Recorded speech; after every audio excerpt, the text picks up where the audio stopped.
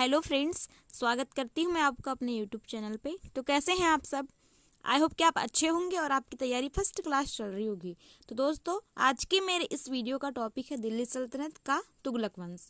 ठीक है, आपने देखा होगा पिछले वीडियो अगर से, तो उसमें मैंने लेके आया था खिलजी वंश, गुलाम वंश, मतलब मैंने शुरू कुछ वंश करवा दिए हैं। अब है तुगलक वंश।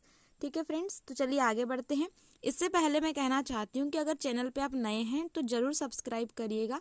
नया चैनल है दोस्तों, आपको सपोर्ट की बहुत ज़रूरत है। ठीक है, तो चलिए आगे बढ़ते हैं और स्टार्ट करते हैं वीडियो को। क्वेश्चन है, गाजी मलिक या गयासुद्दीन तुगलक कब दिल्ली के सिंहासन पर बैठा?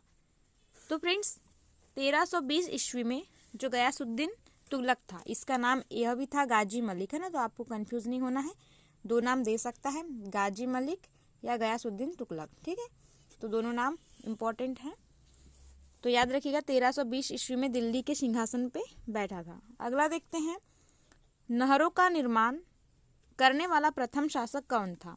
तो फ्रेंड्स, नहरों का निर्माण करने वाला प्रथम मुस्लिम शासक था गयासुद्दीन तुगलक। ठीक है, तो आपको याद रख लेना है, इंपॉर्टेंट क्वेश्चन है फ्रेंड्स, वेरी इंपॉर्टेंट है कि जिसने नहरों का निर्माण किया था, ऐसा पहला शासक था गयासुद्दीन तुगलक। अगला देखते हैं, तुगलकाबाद की स्थापना किसने की? तो दोस्तों, जो तुगलकाबाद है इसकी स्थापना की थी गयासुद्दीन तुगलक ने। तो आपको याद रख लेना है यह भी कि जो तुगलकाबाद है उसकी स्थापना करने वाला था गयासुद्दीन तुगलक। अगला देखते हैं, गयासुद्दीन तुगलक की मृत्यु कब हो गई? तो जो गयासुद्दीन तुगलक है फ्रेंड्स, उसकी मृत्यु हुई 1325 ईस्वी में। तो आपको याद रख लेना है कि 1325 ईस्वी में किसकी मृत्यु हुई? गयासुद्दीन तुगलक की। ठीक है, अगला देखते हैं, गयासुद्दीन तुगलक की मृत्यु के पश्चात जूना खां किस नाम से दिल्ली की गद्दी पर बैठा? तो यह बैठा मोहम्मद बिन तुगलक के नाम से। तो आपको याद रख लेना है, यह भी पूछा जा सकता है कि मोहम्मद बिन तुगलक का नाम क्या था वास्तविक? तो जूना खां, और किस नाम से बैठा? तो मोहम्मद बिन तुगलक। अगला देख लेते हैं, मोहम्मद बिन तुगलक ने अपनी राजधानी दिल्ली से कहाँ स्थानांतरित की? तो मोहम्मद बिन तुगलक ने अपनी राजधानी को दिल्ली से देवगिरी लाया। ठीक है, तो आपको याद रख लेना है, देवगिरी। अगला देख लेते हैं, मोहम्मद बिन तुगलक ने कृषि के विकास के लिए खालिस्तान, है ना, नाम की एक नवीन विभाग की स्थापना की। तो अमीर ए कोहली एक विभाग की स्थापना की। ठीक है, और वो काय के लिए था? कृषि के विकास के लिए। ठीक है, तो आपको याद रख लेना है। अगला है, मध्यकालीन सभी सुल्तानों में कौन सर्वाधिक शिक्षित, विद्वान एवं योग्य व्यक्ति था? तो यह था मोहम्मद बिन तुगलक, है ना, जो कि सबसे शिक्षित, विद्वान और योग्य व्यक्ति था इतिहास में, मध्यकालीन इतिहास में। अगला देख लेते हैं, पहला मुसलमान शासक जिसने ब्राह्मणों पर जजिया कर लागू किया था। ठीक है, तो यह था फिरोज तुगलक, जिसने ब्राह्मणों पर जजिया कर सबसे पहली बार लागू किया था। तो आपको याद रख लेना, इंपॉर्टेंट बनेगा। अगला देख लेते हैं, किसके शासनकाल में अशोक के 2 स्तंभों को लाकर दिल्ली में स्थापित किया गया था? तो यह था फिरोज तुगलक। ठीक है, इसी के शासनकाल में अशोक के द्वारा बनवाए गए 2 अभिलेख थे, जिन्हें कहाँ लाया गया था? दिल्ली। तो याद रख लेना, ये तो वेरी वेरी इंपॉर्टेंट है, इसको बहुत बार पूछा जा चुका है। ठीक है, तो आपको इसे याद रखना है, इसका स्वरूप बदल बदल के एग्जाम्स में पूछा जाता है। अगला देख लेते हैं, किस तुगलक शासक ने सैन्य पदों को वंशानुगत बना दिया?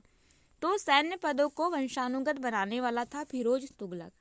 तो आपको याद रख लेना है, फिरोज तुगलक, इसने सैन्य पद, है ना, जो सैनिक के जो पद होते हैं उनको वंशानुगत बना दिया, मतलब उसका पिताजी था तो उसका पुत्र, इस टाइप से। अगला क्वेश्चन है, दिल्ली में कोटला फिरोज शाह दुर्ग का निर्माण किसने करवाया था?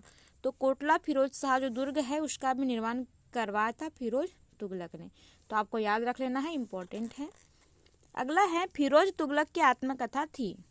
तो यह थी फतुहात ए फिरोज शाही। ठीक है, फिरोज तुगलक की जो आत्मकथा थी फतुहात ए फिरोज शाही। तो आपको याद रख लेना है, इंपॉर्टेंट है।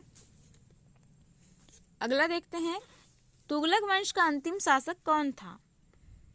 तो तुगलक वंश का अंतिम शासक था नसीरुद्दीन महमूद तुगलक।